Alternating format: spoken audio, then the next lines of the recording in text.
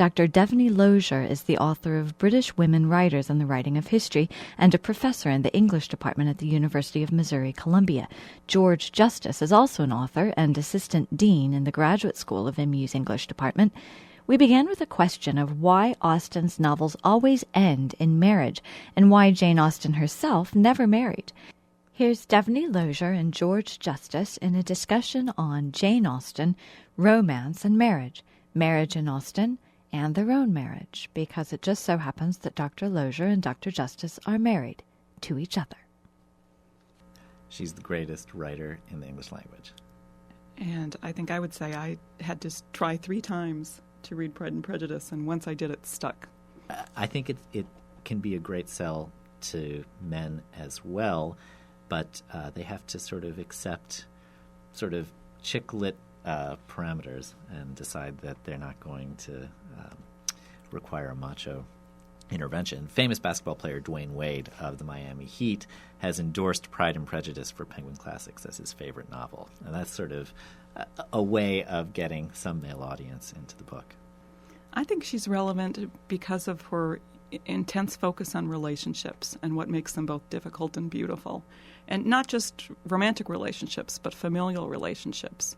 The way she describes sisters, the way she describes mothers and daughters and fathers and daughters is still, I think, very moving. Yeah, I think, in a sense, Jane Austen can teach us to be a good person. I think reading her, though, you can find identifications in some of the bad characters as well as in the good characters. And I think she can provide a corrective as well as a model. And there are some appealing bad characters as well. I like my students to read Lady Susan, an early work of a piece of her Juvenilia, in which the main character is nasty and very, very appealing. So seeing Austen as a kind of moralistic writer of the virtues, I think, is inaccurate as well as outdated. I do think Jane Austen should be considered a feminist. I think she's a liberal feminist. That is, she doesn't want to overthrow the system. Among her contemporaries, Mary Wollstonecraft would probably be seen as the most progressive or radical. And Austen doesn't deserve to be classed only with Wollstonecraft. I think she's looking to change the system from within to offer women more opportunities. The focus on the value and merit of the individual female mind and the imagination, and that's something that's crucial to Emma. Emma's imagination, while some old-fashioned readings think that the novel quashes it and makes Emma realize I have to get out of my fantasy life of the interior and learn about how the real world actually operates, the novel delights in Emma's imagination, which is a powerful tool and a powerful mental characteristic. And I think that all of Austen's novels value not only the virtue of the female characters, but their imagination and their power, their mental power. I think the novels end in marriage for reasons of genre. I think Austen was writing, as we've said, novels of manners or comedies, and it was very traditional for those to end in marriage. Interestingly, she does have an unfinished piece, The Watsons, from the early 1800s, which some have argued is indeed finished and doesn't end in marriage, but I think that's pushing it.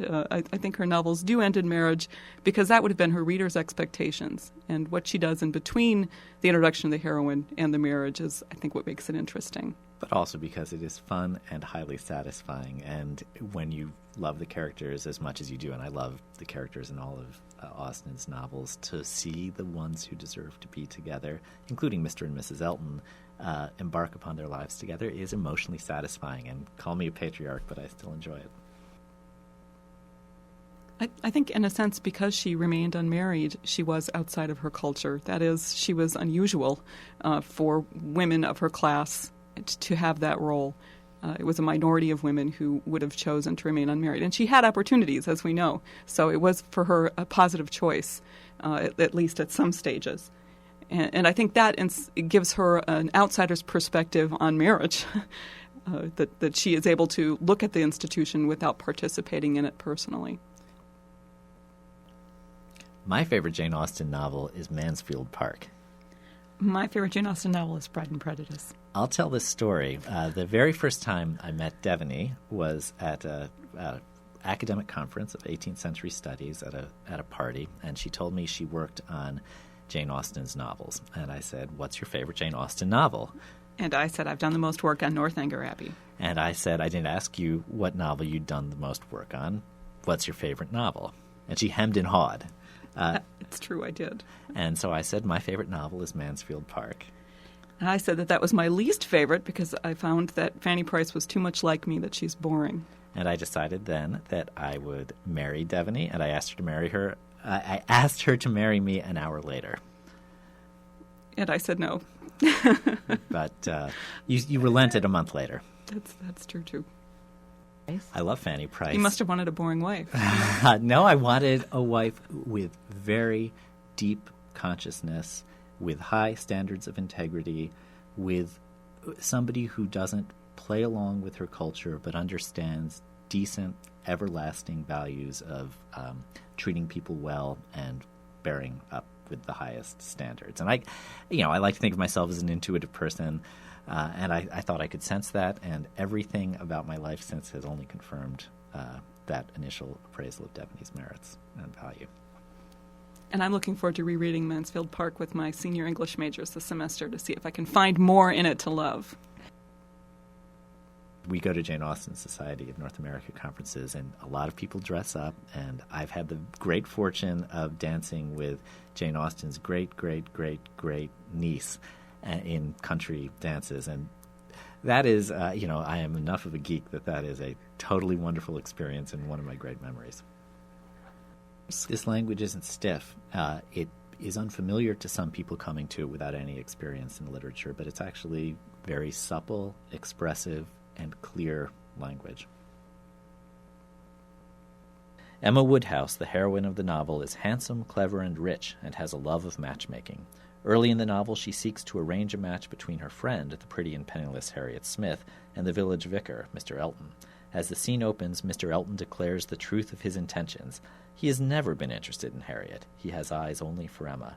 She is outraged that Mr. Elton has the presumption to believe that she could ever consider him a suitable match. Mr. Elton, my astonishment is much beyond anything I can express. After such behavior as I have witnessed during the last month to Miss Smith, such attentions as I have been in the daily habit of observing, to be addressing me in this manner, this is an unsteadiness of character, indeed, which I had not supposed possible. Believe me, sir, I am far, very far from being gratified as the object of such professions. Good heavens, what can be the meaning of this? Miss Smith? I never thought of Miss Smith in the whole course of my existence, never paid her any attentions but as your friend. If she has fancied otherwise, her own wishes have misled her, and I am very sorry, extremely sorry. But Miss Smith, indeed. Oh, Miss Woodhouse, who can think of Miss Smith when Miss Woodhouse is near? No, upon my honor, there is no unsteadiness of character. I have thought only of you. Everything that I have said or done for many weeks past has been with the sole view of marking my adoration of yourself. You cannot really seriously doubt it. No, I am sure you have seen and understood me. Emma is silent, completely overpowered by unpleasant sensations. Charming Miss Woodhouse, allow me to interpret this interesting silence. It confesses that you have long understood me. No, sir, it confesses no such thing. So far from having long understood you, I have been in a most complete error with respect to your views till this moment. I am very sorry that you should have been giving way to any feelings. Nothing could be further from my wishes. Your attachment to my friend Harriet, your pursuit of her, it appeared, gave me great pleasure, and I have been very earnestly wishing you success.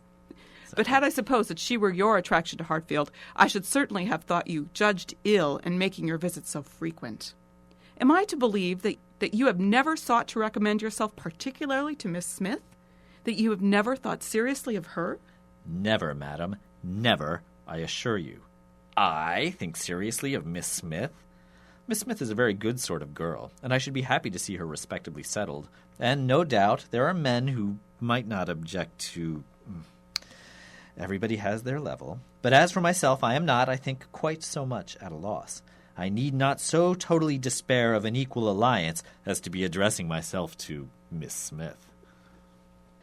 That's George Justice and Devoney Lozier, the husband-wife scholarly team, have performed Jane Austen passages at national conferences, and they're members of JASNA, the Jane Austen Society of North America. Stage readings of Austen passages will be on the Literary Arts stage Sunday at 2:30 p.m. at this weekend's Columbia Festival of the Arts. Dr. Justice will lead a discussion on the novel Emma at the October 8th meeting of the local chapter of the Jane Austen Society. For more information about attending that meeting or other JASNA meetings here locally, go to jasna.org. And to hear a longer version of our conversation, as well as a reading by Dr. Lozier and Dr. Justice, go to kbia.org.